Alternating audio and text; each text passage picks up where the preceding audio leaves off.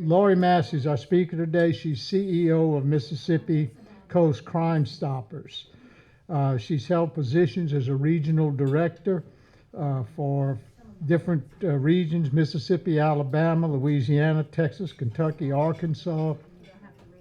I'm gonna make it brief. I just want to hit your highlights.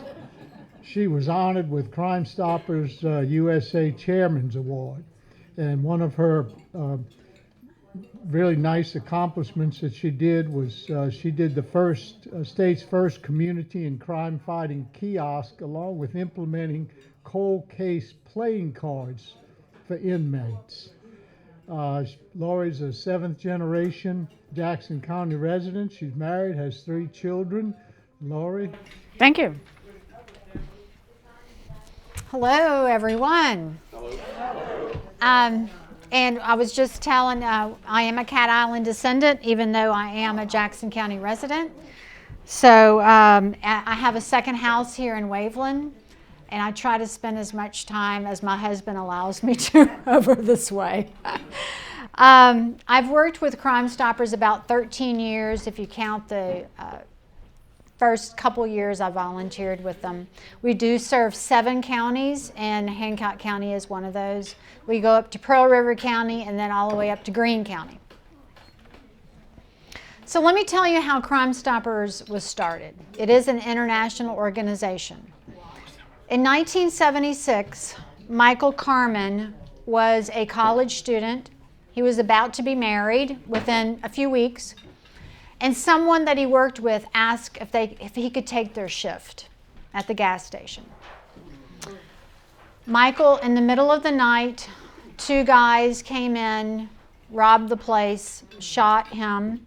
He was rushed to the hospital, and he died before he was able to tell anyone what had happened. Well, come to find out, he actually knew the people.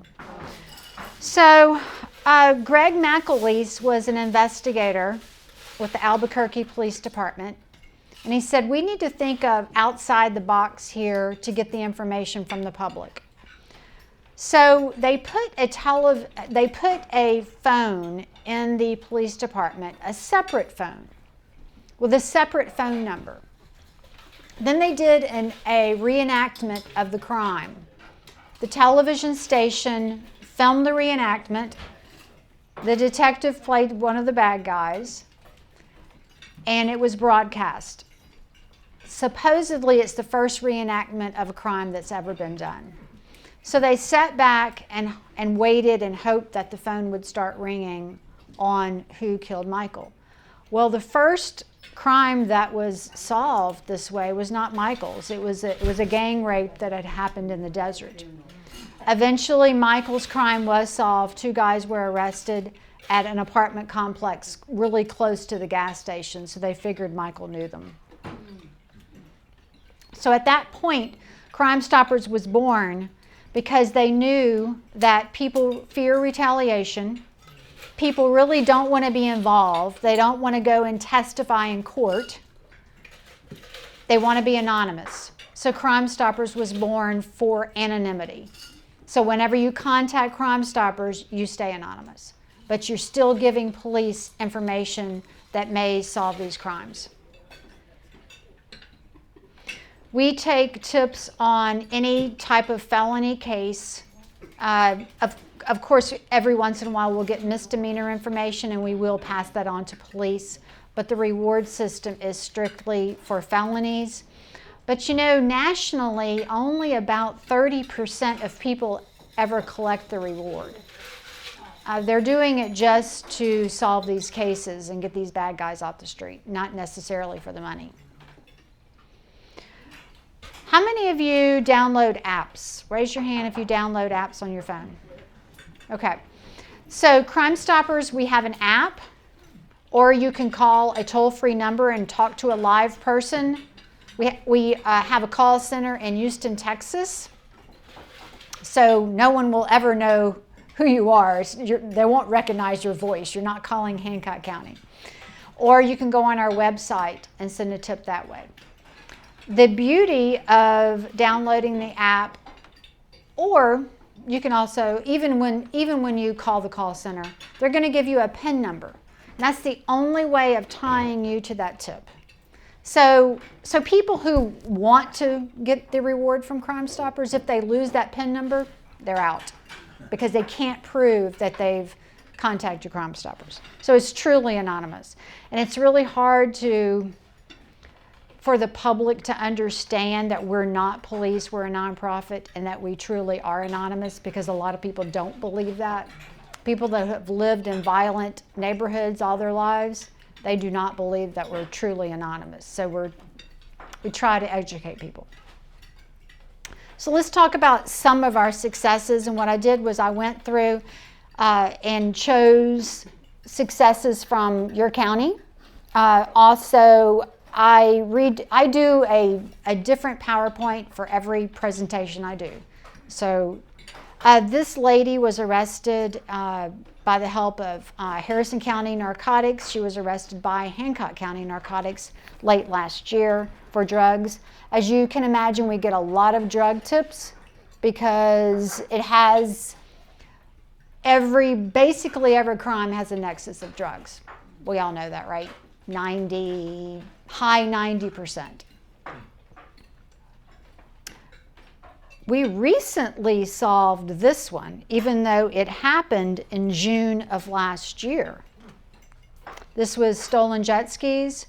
The jet skis are still not recovered, but an arrest warrant was put out for the guy who stole them. He is currently in Harrison County Jail.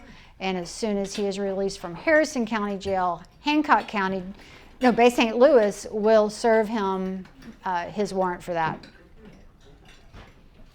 This one was a sweet one because this guy was arrested he was wanted for attempted murder, but by Pearl River County.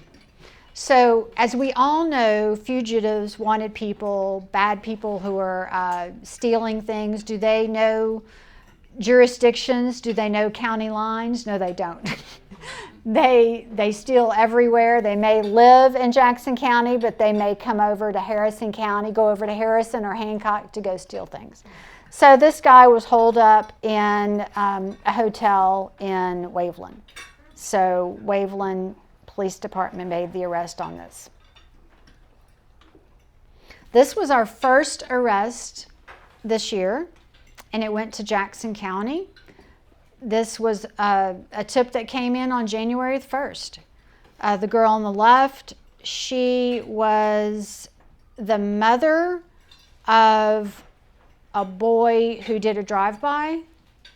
So she was charged with accessory. And the guy on the right, she was found at his house.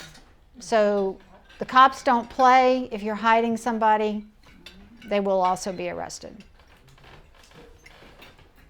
And Eddie, you probably taught this guy. Eddie, did you teach Ricky Reed? Did you teach? Yes, you probably did. It depends on how long ago it was. Eddie taught me and taught all of my family at St. Martin. So They were all good people. We do work with Lamar Advertising, and I'll tell you, they are a great company to the community. The Memorial Day weekend is coming up soon, and this is the anniversary of Brandon Bach's death. Brandon was a driver of a truck, and on I-10 around the Moss Point area, he got into an altercation with another vehicle. This was in 2020. I'm sure a lot of you remember this. So the altercation went for 17 miles on I-10. How many people called 911? None. Not one person. Brandon did not call 911. No one who witnessed it called 911.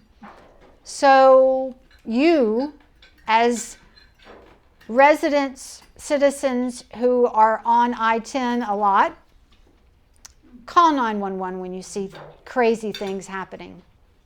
And if police can't stop it, at least they have some information. Because if someone would have called 911 and said, there is, I'm not really even sure what the suspects were driving, but if they would have said there is a white Honda Civic and a white Ford truck that are having a fight going on, police would have known who killed Brandon. Because when Brandon and his passenger came to the Ocean Springs exit, Brandon was shot. Brandon died. And the guy from Louisiana didn't even know Brandon had died. He was a Louisiana resident. So before we knew he was a Louisiana resident, we had gotten some information. So police called me and said, hey, we need billboards between Gulfport and Baton Rouge, New Orleans area. So I called Lamar Advertising. They put up 7 billboards. Someone called Crime Stoppers. Someone had been on the interstate and witnessed it, and the guy was arrested. So, and whenever you're on the, I tell this to a lot of groups, when you're on the interstate and you see a tire in the middle of the interstate, you see a ladder that has fallen off of a truck, pick up the phone and call 911 and ask for usually Highway Patrol and tell them where you're located and have them come remove that. Because if you think someone else has done it, but maybe no one has, called 911. These are some billboards that we have. Coast Electric. How many of you do Operation Roundup for Coast Electric? How many of you are Coast Electric people? Please do Operation Roundup. It's just a few dollars a year, but it really benefits nonprofits because we received a grant that purchased billboards. It purchased 6 billboards for the year. So the billboard in Waveland is Tippin' Ain't Snitchin'. We had this one in Gulfport, Talk, Don't Shoot, because of all the young people who would rather shoot someone than talk out their problems. And old people too, it's not just young people. And I thought I had several other billboards, but maybe not. I'll tell you about the billboard we put in Pearl River County. Pearl River County, based on population, has the #1 in our state of overdose deaths. So this was an idea of the captain there at the police department. She said, why don't we contact family members of people who've actually died from overdoses? And I said, sure, let's do that. So we put the first billboard had 2 girls in one photo that died several months apart from overdose. Then we had a beautiful girl and a gentleman, and their father and mother were married to each other. And so each of them lost a child. So they're residents of Pearl River County and they're on the billboard. Now on the billboard, it's the same billboard, 2 different photos, an 18-year-old football player. Yeah. So what is an enhanced reward? An enhanced reward, you saw some of the cards that was going around. There's so many unsolved homicides, missing persons in our coastal counties. So there are families that want to up the reward. Crime Stoppers pays up to $2,500. Now, if we paid $2,500, we paid $2,500 once last year, and that was for a murder in Jackson County. So there are families that give us money. We put it in our bank account, and we up the reward, and I'll show you. This one is Cameron Perryman.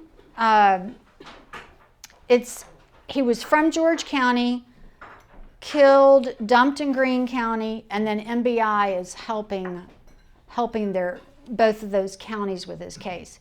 Mississippi Bureau of Investigations does an amazing job for the counties that really don't have the manpower, don't have a lot of murders, to help them weed through everything and solve these cases. The family put up $2,500, so together with ours is $5,000. We usually keep it for about a year. It's really up to the family. The family, if they want it back, the Perryman family have taken that money back. We've gotten lots of tips on him, but we've never solved this case. Friends and family know who killed him because it was actually a New Year's Eve party. Somebody knows who killed him. This case, I'm sure a lot of you know, Pass Christian Kenneth Charlo. He was killed in his home in Pass Christian, not far from the beach, and his body was dumped in Gulfport. So his family also had a $5,000 reward. They have since taken their money back. And then we have a billboard. We had a billboard in Gulfport. It's no longer there, but we wanted to make sure parents knew that if juveniles commit a crime with a gun, they will be charged as an adult. That is really important. Okay, what is our funding sources? If you leave from here today and you get a moving violation ticket from Bay St. Louis Police Department, after your ticket is paid, $2 of that will go to the Crime Stopper program. So that is how we get our funding on moving violations and grants. So your tip has led to an arrest. Now what? We work with People's Banks. The tipster goes through the drive-through only. So in the app, we will, or the call center, we will let them know that their tip has led to an arrest. Are they interested in the reward? If they do want the reward, that's fine. We're happy with that because the case has been solved. So they take their PIN number, they go through the drive-through window at a People's Bank of their choice, and they get the cash. No signing of the back of the check, and no ID is shown. So it's truly anonymous. This is a video that my friend, he's retired now, from Mississippi Bureau of Narcotics did. And y'all would appreciate this because it was filmed in the Biloxi Cemetery.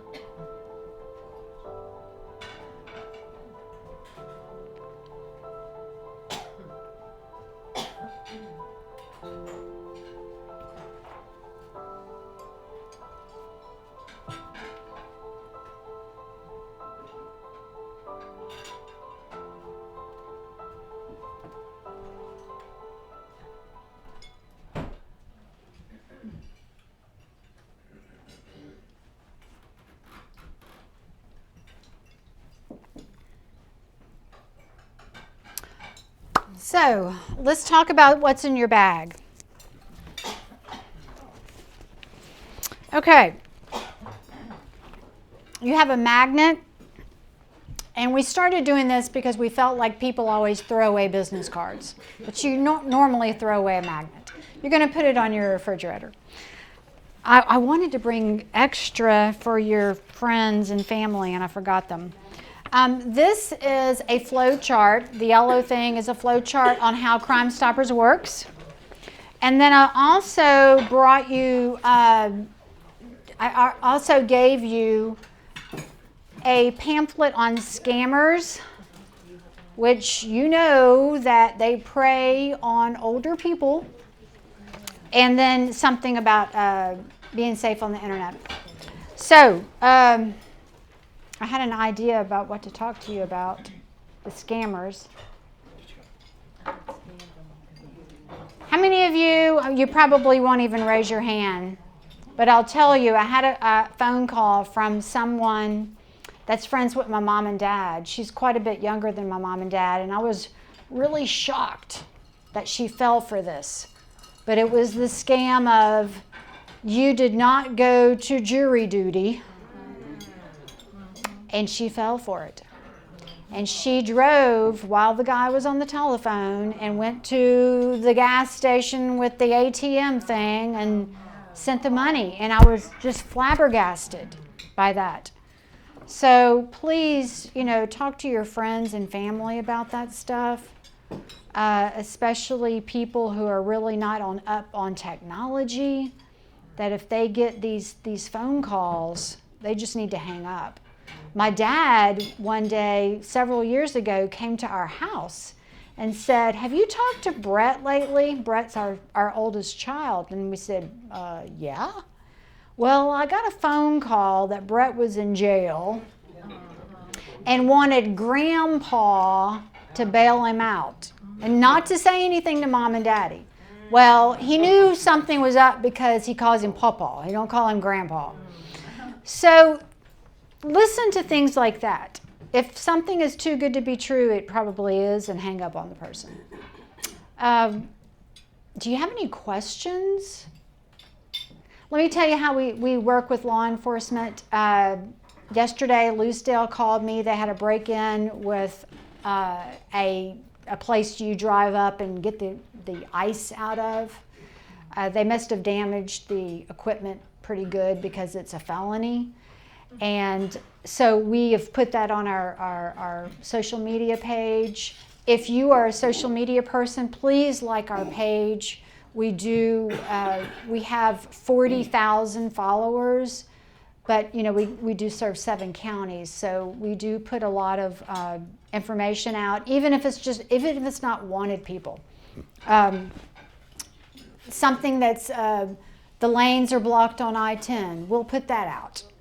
So it's a lot of community stuff and wanted people. Let's talk about the cards that I passed around.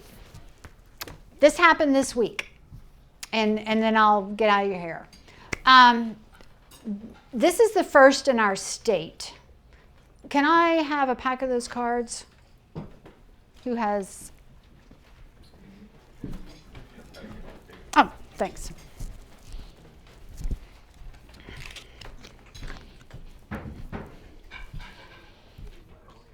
Okay, as you know, there are many unsolved cases across the coast as the nation. So what we did was we received a grant from another nonprofit, Season of Justice, and it was for playing cards.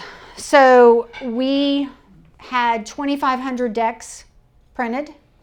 These will go to the 7 county prisons, and I've already dropped off Harrison counties this morning, and I'm going later on to drop off Hancock County. Hancock County will get 200 decks, and they will give these out to the inmates. They're not being sold. They're given out to the inmates in hopes that someone will look on here and see that Jefferson Jeff West is a missing person from Bay St. Louis, when he went missing, and do you know anything about this case? Crime Stoppers will pay up to $2,500. We haven't really quite worked out how we're going to pay an inmate because you have to remain anonymous. Is that right? Yeah. So we can't put it in their account. So that will come later. We're figuring it out. But we are hoping you don't know what it was like to stand at that press conference. We just did it 2 days ago. I don't know if you saw it on WLOX, WXXV, and see those families. We invited 5 or 6 families to come, and they're heartbroken. And like I told WLOX, every day we get up and do our mundane stuff. I go to work. You may go out and plant something in your garden, but you don't think about that missing loved one that you have. Where are they? Were they killed? Are they just not calling you? Or the people who have been killed and their bad guys still walking the streets of Gulfport or Pascagoula or wherever. So we are really hoping. This took me a long time to do. I did not realize it was going to take that long because we had to contact every family member and have them sign a release. And the ones that we were not able to contact, we had to notate every time we tried to contact them. And then we put it on social media. So we did our due diligence on that. Long project, over a year. But if it solves one case, it's worth it. So any questions? Yes? Yes, ma'am. I have 2 questions, actually. The first one is you said that the reward is paid when somebody is arrested but not convicted. Not convicted. We don't care about that. Okay. Conviction could take 3 years. True. Right. That's right. Right. And the other question I have for you is that, these days our newspapers are not as thriving as they once were, where we got a lot of our local information, at least in real time. Mm-hmm. And so, how do I find out what's going on in my community? Social media. Are you a social media person? Well, I try not to be. Well, there's a lot of down. There is a lot of down to social media. Yes, there is. Yes, There is. And I don't like being contacted from people 40 years ago. I'm sorry. I'm terrible about that. Well, you could just look at the news on there. You could just pull up WLOX, WXXV, and just stay And they abreast would on have that it stuff. on there. I don't. They're going to report the bigger stories of what's going Well, do on. the police departments have it on their page, or do they have? You like wanted persons? Well, just crime. I mean, there was a Jackson robbery. County does publish theirs on their social media, Okay. and I'm not sure about their website because I don't go there. But I don't think Hancock does. Right. Yeah, it's up to each individual I jurisdiction. know it's hard to find. Usually you hear about it through your friends. Right. And you could surf the inmate page to see who's been arrested. You can see that. Are you finding in today's world that there are more females involved in crime than there were in the past? I went to a class, a training on school shooters, and it used to be that it was male and the age group. No longer. It's a guessing game now. Yes, sir. Is there a common thread in these overdose deaths that you mentioned? The common thread is they are addicted. And, it went back to, and it doesn't always go back to this, but if you broke your leg and you got Oxycontin or you got Tramadol, well, then you went back to the doctor 3 months later and the doctor said, well, you should not be having any more pain. I'm not giving you any more pain pills. But these people are still in pain. So they are getting that drug however they can.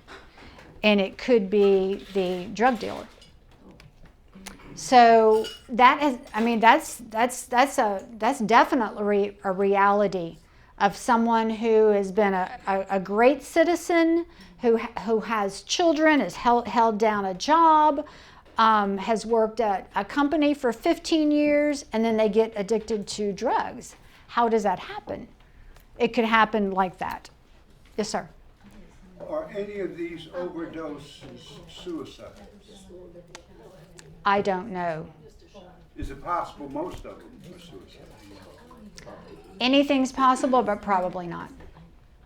I'll tell you, I have a girlfriend, and her son went to a party, did not drink, did not want alcohol, but when someone offered him a pill, he took it. Because he wanted to have a great time at the party. So he got addicted. And he went up to USM, did his first semester at USM, and flunked out. And then she figured it out. She found out about it. She put him, they have money, she put him in a rehab. The day he got out of the rehab, he said, Mom, it's like my car just went to the drug dealer. He went to Goche, met a guy in the parking lot, took a half a pill and OD'd because it had fentanyl in that half of the pill. You know that a pill can have fentanyl in one half and not in the other half. It's really crazy. It's really crazy. But and so she's put him in another place and he's doing fine. But it's a pull. I feel sorry for these people. Anybody else? Yes, sir. Oh, I have, and this may be more law enforcement question. Probably. But like, just like you cited that case there, where your friend's child went right to the drug dealer. Why, when he was overdosed and admitted, why was he not convinced to name that drug dealer and then immediately go arrest that drug dealer? The drug dealer called 911 and had the drugs on him when the cops showed up and he was arrested. I mean, they're not always the swiftest people. It's a crazy story that the drug dealer actually called 911 and saved him. Yeah. Anybody else? Thank y'all very much. I appreciate it.